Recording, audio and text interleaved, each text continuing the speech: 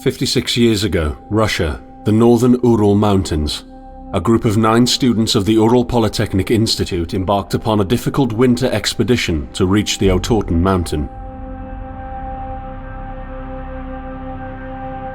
Their journey seemed to progress according to plan. However, on the 7th day of their trip, the weather conditions worsened. They lost their orientation and were forced to set up a camp on the slope of the mountain called Kholat Siakal. It was their last stop. 3 weeks later in Yekaterinburg, when their families received no word of their success, the first rescue expeditions were sent.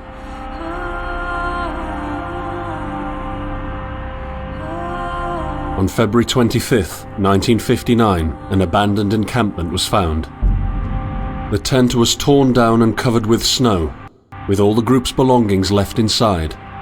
Further examination revealed it was cut from inside out. The surrounding footprints indicated the crew had fled the tent. They were barefooted. This suggests a frantic escape, characteristic of people scared out of their wits. 2 sets of prints led to a forested area down the slope. The rescue team found an improvised fireplace and 2 bodies. They were lying in but their underwear, with cuts and scratches to their limbs, suggesting they had tried to climb the tree in panic. What could terrify them so much? The next 3 bodies were found scattered a few hundred meters from the first discovery. One of them had suffered a fractured skull, this despite no evidence of a struggle. It took the spring thaw 2 months later to enable the rescue team to find the rest of the victims. The last 4 skiers were found buried in a thick layer of ice and snow. Their autopsies led to even more bizarre findings. All of the bodies had severe internal injuries caused by an undetermined force, similar to that of a serious car accident. No external damage nor bruises were visible, besides a tongue ripped from one victim's mouth and a strange orange skin color. Much speculation arose from these puzzling events. Such theories included attack from the local tribesmen, from an avalanche, or animals. Each theory, however, only served to create more questions. The truth behind this tragic course of events remains unexplained to this day. What really happened? Maybe the answer still waits to be discovered, deep under the snow.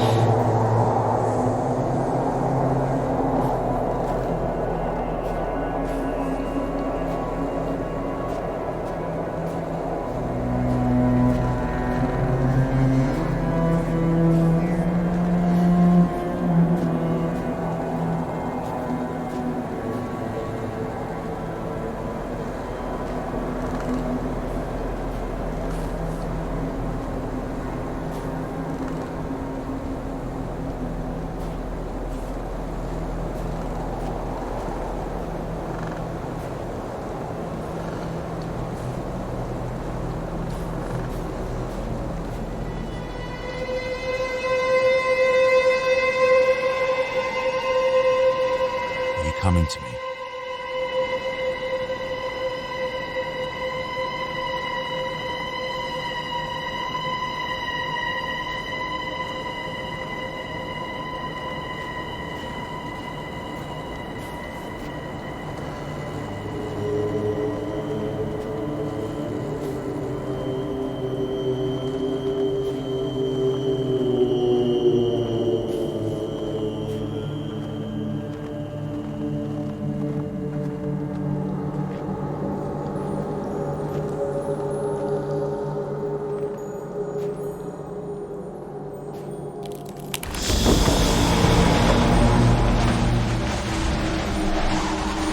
In the end, the only thing I saw was a flash, an insufferable burning light, the pain ripping apart my body.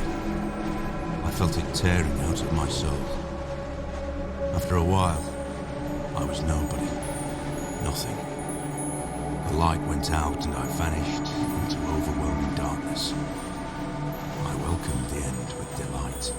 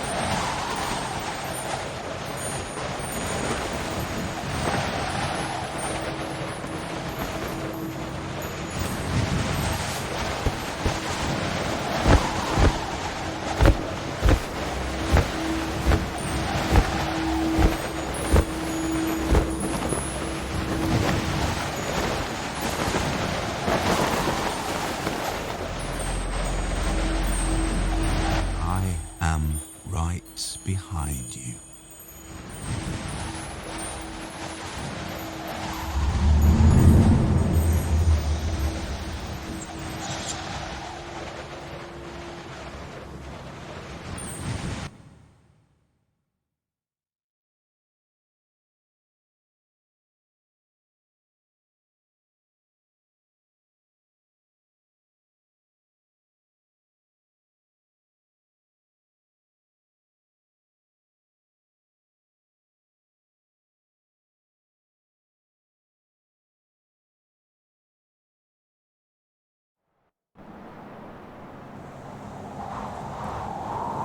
Have you ever tried to hold on to your humanity when others convince you of being no more than subject, an object, which they can bend to their will? When they told you that you were a monster that deserved punishment, when you could really not remember your sins, when they took away your loved ones, leaving you to rot in the dark. The problem is that in their darkness, you have never been alone.